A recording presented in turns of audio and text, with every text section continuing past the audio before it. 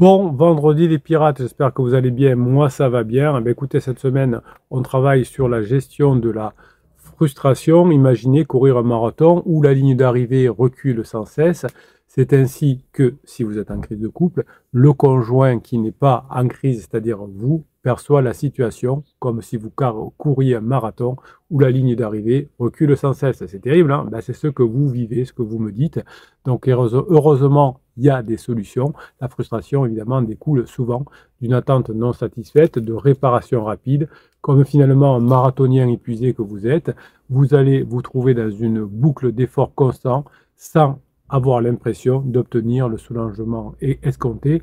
Heureusement, vous avez le catalogue de 220 formations qui va vous aider à trouver des solutions pour passer cette crise de couple. Si vous êtes ensemble depuis 5, 10, 15, 20 ans, c'est tout à fait normal que vous traversiez des crises de couple, hein, c'est normal, mais vous avez autour de vous des personnes qui se sont malheureusement séparées.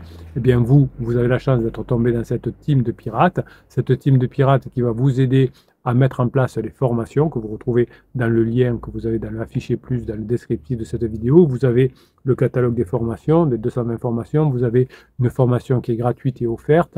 Vous avez le groupe Telegram où toute la journée je vous mets des textes et je vous mets des vidéos. Et vous avez bien sûr les commentaires sous cette vidéo où vous pouvez discuter avec les autres pirates.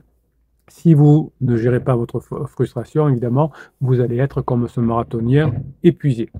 Le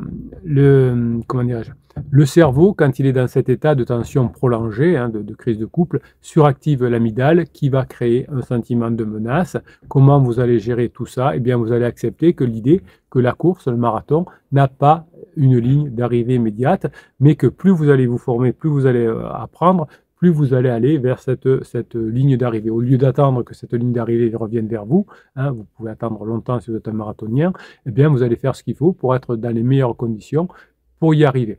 Cela permet de détourner l'énergie mentale de souffrance de la frustration vers des micro-objectifs quotidiens, tout comme un marathonien se concentre sur chaque foulée plutôt que sur la distance restante, hein, sinon il deviendrait fou. Quand vous dites combien dure une crise, ça veut dire que vous commencez à être frustré. Donc pourquoi vouloir réparer votre conjoint, hein? Si vous faites ça, si vous voulez réparer la crise de votre conjoint, si vous voulez réparer la crise existentielle de votre conjoint, ça va aggraver votre frustration. Si vous avez déjà essayé de réparer une montre ancienne avec une hache, c'est l'équivalent de vouloir réparer votre conjoint en crise. Le désir de réparer un être aimé qui est en crise, c'est une réponse certes naturelle, mais qui est très contre-productive. En réalité, votre conjoint ne cherche pas une solution, mais cherche juste pendant la phase d'exploration un espace pour s'explorer. C'est le nom de la phase d'exploration. Donc le cortex préfrontal responsable du raisonnement chez votre conjoint est pour l'instant court-circuité par l'amygdale, poussant votre conjoint à adopter des solutions rapides. Je veux tout lâcher, je veux tout vendre ma maison, je veux divorcer, c'est fini entre nous. Il veut aller vite parce qu'il est mal, il veut des solutions rapides, mais c'est inefficace évidemment. La clé que vous allez apprendre dans la formation, c'est d'adopter, pour diminuer votre frustration, c'est d'adopter une posture de témoin plutôt que de sauveur. Vous allez adopter une posture de témoin plutôt que de sauveur, ce qui va permettre à votre conjoint de se reconstruire à son propre rythme. Évidemment, la frustration, c'est un peu comme un entrepreneur, un chef d'entreprise, il serait devant un projet qui échoue, hein. Imaginez l'entrepreneur visionnaire qui investit dans son projet et qui voit tout s'écrouler. Ben, c'est exactement ce que vous pouvez ressentir, hein, pendant votre crise de couple. L'entrepreneur face à l'échec expérimente ce que j'appelle une dissonance entre l'effort fourni et le résultat attendu. Vous vivez cette même dissonance. Si vous tentez de sauver votre conjoint en vous comportant comme un papa ou comme une maman, vous allez voir vos efforts échouer. Ce phénomène s'explique par le biais que j'appelle le biais de l'anticipation négative, où votre cerveau surévalue l'impact négatif des événements par rapport à vos efforts. Vous surestimez vos efforts et vous vous sous-évaluez l'impact de ce que vous faites. Et vous surévaluez d'un autre côté l'impact de la crise. Donc vous surévaluez le drame, la crise, vous sous-évaluez ce que vous faites et vous surévaluez vos efforts. Donc vous avez l'impression de faire beaucoup d'efforts pour peu de résultats et que la crise est énorme. C'est normal, c'est que vous êtes en mode survie, c'est un mode de protection de votre cerveau. La stratégie, c'est comme l'entrepreneur qui va pivoter son business model, vous allez recadrer la situation, vous allez explorer d'autres formes de soutien, d'autres formes d'apprentissage, vous allez vous faire aider par les pirates et vous allez finalement remettre une distance émotionnelle temporaire, c'est-à-dire ne plus aller dans le négatif avec votre conjoint. Finalement, vous allez être dans une forme temporaire pendant la phase d'exploration de solitude à deux. Ça va créer une forme de frustration paradoxale dans cette crise. Si vous avez-vous déjà été seul dans une pièce remplie de personnes, la pièce est bondée, vous vous sentez seul. C'est ce qu'on appelle la solitude à deux. C'est une expérience paradoxale dans votre couple en crise. Vous êtes deux personnes, vous allez passer en phase 4, vous le savez, mais pour l'instant, vous êtes dans une solitude à deux. Donc vous vous trouvez dans cette situation paradoxale où vous partagez physiquement la vie de l'autre, parfois votre conjoint n'est pas encore parti, ou votre conjoint est parti mais vous voyez de temps en temps, vous vous appelez, mais vous vous sentez émotionnellement exclu parce que votre conjoint ne vous donne pas ce dont vous avez besoin. Donc ce phénomène que j'appelle le phénomène de solitude à deux va activer le réseau par défaut de votre cerveau et ce système réseau par défaut de votre cerveau est le responsable des ruminations, ce qui va amplifier votre perception d'abandon, surtout si vous avez la blessure d'abandon. Comme un explorateur est perdu dans un désert, c'est pour ça que je vous prends souvent la métaphore du désert, vous allez créer des oasis de connexion, même petites, par des petits moments juste de connexion légère autour d'un badinage, un petit regard, un petit sourire de temps en temps, si vous pouvez, et tout ça va vous permettre petit à petit, petit pas par petit pas, de rétablir une intimité subtile, de calmer votre frustration. Si vous suivez l'exemple, le mauvais conseil où on vous demande de faire un silence radio, vous allez accentuer votre frustration et vous allez faire des bêtises, vous allez abandonner parce que ce sera trop dur. Vous interdire d'avoir un contact avec votre conjoint alors que vous en avez besoin, c'est criminel, entre guillemets. Donc au contraire, vous allez avoir des petits contacts, mais les contacts que vous avez, ils sont bons. Vous savez que les champions olympiques, j'en ai accompagné 8 sur les Jeux de Tokyo, je vous l'ai souvent raconté, ils transforment leur frustration en carburant. En tant que coach, on leur apprend à transformer leur frustration en carburant, ce que je vous apprends à faire aussi dans la formation de la semaine. Donc finalement, vous pouvez adopter la même stratégie dans votre crise de couple. Les athlètes de haut niveau qui font les JO, les champions du monde, utilisent cette frustration comme un moteur. Lorsqu'ils rencontrent un obstacle, lorsqu'il y a un obstacle qui surgit, leur cerveau automatiquement, à force d'apprentissage, réoriente l'énergie mentale non pas vers c'est injuste, je suis une victime, mais vers une stratégie d'adaptation qui va augmenter la motivation. C'est ça qui est important. Dès qu'il y a un obstacle, c'est comment je me réadapte.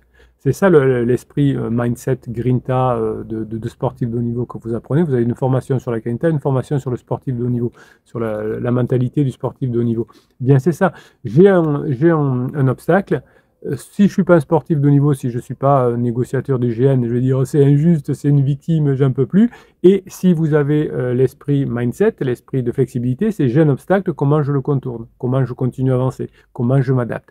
Donc dans votre crise de couple, vous pouvez transformer votre frustration en opportunité de croissance personnelle, comme ces sportifs de haut niveau. Comment je fais pour finalement travailler sur mes blessures de l'enfance que je n'avais jamais travaillé. Cela va impliquer de vous concentrer sur des activités autonomes qui ne concernent que vous. C'est vous qui vous formez, vous n'avez pas besoin d'en parler à votre conjoint. Vous allez, au fur et à mesure des formations, renforcer votre estime de soi.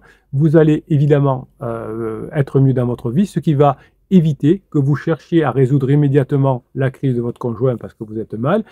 Comme pour un athlète, vous allez vous muscler dans votre résilience. Donc, imaginez jouer aux échecs sans savoir si les règles vont changer à chaque tour, ce serait embêtant. Là, grâce aux formations, vous allez comprendre les règles. Le jeu mental que traverse votre conjoint en crise, vous allez le comprendre grâce aux formations, mais grâce à cette formation sur la frustration, vous allez comprendre que finalement, cette crise ressemble à un jeu d'échecs où chaque coup est imprévisible, mais c'est pas grave, on va trouver à chaque coup une solution. La crise existentielle de votre conjoint, si votre conjoint toutefois est en crise existentielle, mais s'il n'est pas, c'est la même chose, on n'est pas ici dans cette team des pirates pour apprendre à résoudre des crises existentielles, mais pour passer les crises de couple. Donc si votre conjoint est en crise existentielle par exemple, il est encore plus imprévisible, mais en crise de couple, de toute façon, il est imprévisible. Qu'il soit en crise existentielle ou pas, c'est pareil. Donc tout comme un jeu d'échecs où les règles changeraient constamment, c'est pénible à gérer.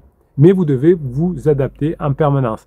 Ce changement de règle du jeu d'échecs, effectivement, créerait une tension dans votre cerveau. Ça générerait un stress chronique. Ça activerait le système amygdalien et qui est le siège des émotions. Et bien là, c'est pareil. Votre conjoint, tous les jours, change les règles.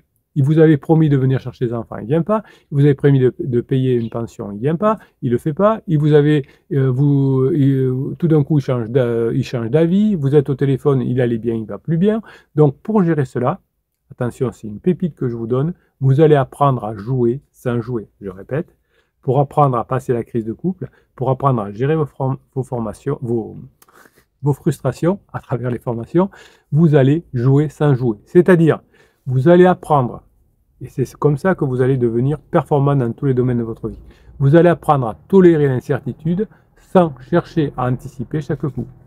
Vous allez apprendre à jouer sans jouer, apprendre à tolérer l'incertitude. Vous ne savez pas ce qui va se passer, ça va être certainement incertain, mais vous allez savoir anticiper. La stratégie que vous allez apprendre dans la formation, c'est d'observer les mouvements de votre conjoint sans réagir immédiatement pour diminuer la frustration, comme un grand maître d'échecs qui étudie longuement la partie avant de faire un mouvement. Alors, plus la partie est facile, les grands maîtres peuvent faire des parties en simultané, presque en marchant, mais parce qu'ils jouent contre des personnes qui sont d'un niveau inférieur, mais les débutants réfléchissent avant de jouer. Eh bien, la frustration face à l'inaction que vous avez eue pendant un moment, finalement, c'était la même chose que la frustration d'un artiste face à la page blanche. Vous ne saviez plus quoi faire. Avant de vous former, vous ne saviez plus pas quoi dire, quel sujet aborder, quel badinage. Vous aviez le stress et la frustration de l'artiste devant la page blanche. Donc vous voyez que j'ai évoqué les sportifs de haut niveau, j'ai évoqué les maîtres d'échecs, c'est partout dans le même, c'est les mêmes fonctionnements. Si vous voulez récupérer votre conjoint, il faudra être comme un sportif de haut niveau, comme un être humain de haut niveau. L'artiste qui fixe une toile vierge ressent une frustration intense. Si vous n'avez pas assez de sujets pour aborder à votre conjoint, quand vous retrouvez votre conjoint, vous êtes devant une toile vierge et vous êtes frustré. C'est ce que vous vivez si vous attendez des réponses de votre conjoint. La page blanche pour un artiste représente un potentiel non réalisé, une attente de création. C'est pareil pour vous. Cette crise, c'est une attente de création ou une attente d'amélioration. Vous ressentez une frustration similaire à l'inaction de votre conjoint et finalement, si vous ne faites rien, c'est comme si vous attendiez que la toile se remplisse toute seule quand vous êtes un artiste. L'attente active le circuit de récompense différé et ça va augmenter la sensation de vide. Donc n'attendez pas, agissez. Première action, j'apprends. Deuxième action, je mets en application. Troisième action, je m'adapte, je modifie si ce que j'ai fait n'est pas bien. La solution, c'est pas d'attendre que votre conjoint peigne la toile parce que vous allez aller jusqu'à la séparation, il va peindre la séparation. C'est vous allez peindre votre toile de réconciliation parce que vous allez faire ce qu'il faut. Vous allez investir dans vos propres projets personnels, vos propres formations, votre propre changement. Vous allez être mieux dans votre vie. Votre conjoint va voir que vous avez changé et vous allez pouvoir vous rapprocher. Donc, imaginez que la frustration soit un verrou, eh bien la curiosité, c'est la clé qui peut ouvrir de nouvelles portes dans une crise de couple. La curiosité, vous avez une formation complète sur la curiosité, est une qualité qui va vous permettre d'apprendre des choses parce que vous allez être curieux, mais aussi vous allez créer de la curiosité chez votre conjoint qui va se rapprocher de vous parce que vous allez le surprendre, vous allez créer cette curiosité, ce que vous n'aviez plus pendant toute la phase de sécurisation. La frustration naît souvent d'un désir de contrôle que vous avez de votre conjoint. Vous avez une formation qui s'appelle d'ailleurs « Arrêtez de vouloir contrôler votre conjoint, mais apprenez à vous contrôler ». Eh bien, dans une crise de couple, l'inconnu, c'est la norme. Donc, adopter une approche curieuse, c'est comme si vous étiez un scientifique face à une énigme. Ça vous permet de dévier l'énergie négative qui pourrait vous faire souffrir vers une exploration constructive. La curiosité active le système de récompense du cerveau, générant de la dopamine, ce qui aide à contrer le stress qui est lié à l'incertitude. Donc, vous pouvez apprendre beaucoup de choses de cette crise. Si vous cherchez des résultats immédiats dans votre crise de couple, c'est comme si vous vouliez planter une graine et si vous attendiez à récolter un arbre le lendemain. C'est pas possible. C'est pas parce que vous avez appris un truc aujourd'hui que vous commencez à le mettre en application que ça va avoir un effet demain. C'est pas possible. Quand vous plantez une graine, il faut être patient. Mais en revanche, ce qu'il faut faire, c'est qu'une fois que la graine est plantée ou les graines sont plantées, il faut créer des conditions autour pour qu'elles explosent, ces graines, pour qu'elles poussent. Vous allez les arroser, vous allez les mettre au soleil, vous allez enlever les mauvaises herbes, etc. La quête de résultats rapides dans une crise de couple, si vous êtes ensemble depuis 5, 10, 15, 20 ans, c'est un danger. Et cette quête de résultats rapides que vous voulez, elle est souvent liée à votre société de l'instantanéité. On est tous dans une société d'instantanéité. Vous aussi, vous voyez que votre conjoint encore plus. Donc vous avez malheureusement, plus si vous tombez sur un coach qui veut vous manipuler en vous disant faites des silences radio, des films, moi je te suis, etc. Ou il y a pire encore les voyantes ou les marabouts qui vous disent tiens, en une séance, je vais vous dire l'avenir. Bon, une séance, je vais vous dire en faisant une incantation magique, ça va fonctionner. C'est pas comme ça que ça fonctionne. Pendant une crise de couple liée à un couple de longue durée, la crise suit son propre rythme. Vous ne pouvez pas faire autrement. Cette impatience que vous pouvez avoir va activer le système de réponse au stress et ça va conduire chez vous des comportements impulsifs qu'on appelle les interdits et qui sont mal adaptés. La solution que vous allez apprendre à la formation, c'est de se décalibrer et vous allez adopter une perspective de réussite pour le long terme. Comme un jardinier patient, vous allez accepter que certains changements prennent du temps et vous allez vous concentrer sur des signes de progrès plus subtils pour diminuer votre frustration. La frustration dans un couple, c'est comme une faim émotionnelle. La faim, j'ai faim, je veux manger. C'est un besoin de connexion qui ne se nourrit pas de silence, qui ne se nourrit pas d'inaction. Vous allez diminuer votre frustration en agissant positivement, en apprenant, en mettant en application et en corrigeant ce que vous avez mal fait. La faim émotionnelle, c'est une métaphore puissante pour comprendre la frustration que vous avez. Quand vous avez faim, comme lorsque vous avez faim, le manque de lien va déclencher une réponse dans le cerveau, dans votre cerveau, qui amplifie votre besoin.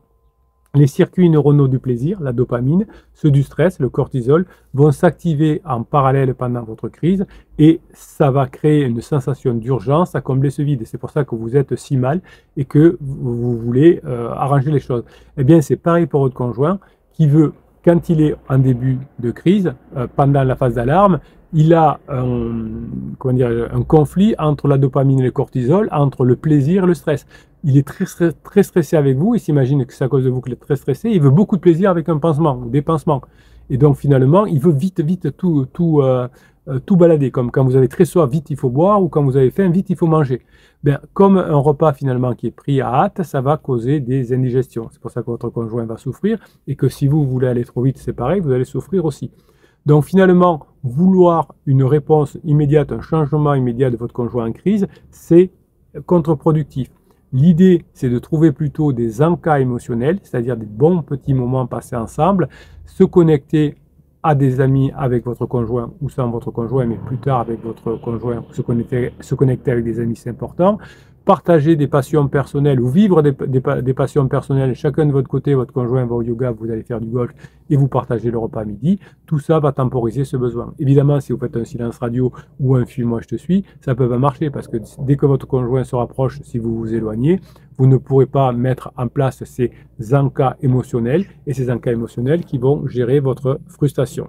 Donc quand la frustration frappe, souvent, c'est que c'est un signe que vos attentes sont comme une tour bancale prête à s'effondrer sous votre poids. Si vous êtes frustré, c'est que vous ne faites pas les bonnes choses. La frustration, je vous le rappelle, naît du décalage entre vos attentes et votre réalité. C'est ce qu'on appelle la disparité cognitive. Disparité cognitive. Votre cerveau, qui fonctionne en grande partie par prédiction, panique lorsque les attentes ne sont pas comblées. Pour gérer cette frustration, vous allez apprendre à réévaluer vos attentes, comme un architecte qui réajuste les plans d'une tour. Il est parfois nécessaire que vous revoyiez pour l'instant, pour un certain temps, à la baisse certaines exigences relationnelles que votre conjoint n'est pas capable de vous donner pour le moment, pour éviter que tout cela conduise à la rupture. Dans votre crise de couple, cela va signifier que votre conjoint n'est pas encore prêt tout à fait à changer, mais que vous êtes prêt à changer pour l'instant. Et vous lui montrez que vous allez changer. Et souvent, on fait faire le contraire. Nous, on ne veut pas trop travailler sur soi. On dit, oh, j'ai pas d'argent, j'ai pas envie, c'est à lui de le faire, etc. Mais ça marche pas. Votre conjoint n'est pas prêt à changer. Montrez-lui que vous avez changé. Montrez-lui que vous êtes en phase 4. Montrez-lui que vous pouvez revenir ensemble. Voilà. Cette formation de la semaine va vous aider à gérer toutes ces frustrations, à transformer la frustration en énergie pour apprendre à mettre en application. Je suis sûr que vous pouvez y arriver. Vous avez des 220 formations, vous avez l'aide des pirates plus avancés que vous pour vous mettre en application et pour vous apprendre à réajuster. Vous pouvez y arriver. Les crises de couple, c'est pas la fin du couple, c'est une opportunité de passer en phase 4. Si vous apprenez à gérer votre formation, vous aussi, vous pouvez y arriver. Mes pirates adorés, je vous kiffe et je vous kiffe grave. Passez la journée que vous méritez. Pensez bien à mettre en application ce que vous apprenez dans les formations. Vous êtes des super pirates, vous allez y arriver, je vous kiffe et je vous kiffe grave.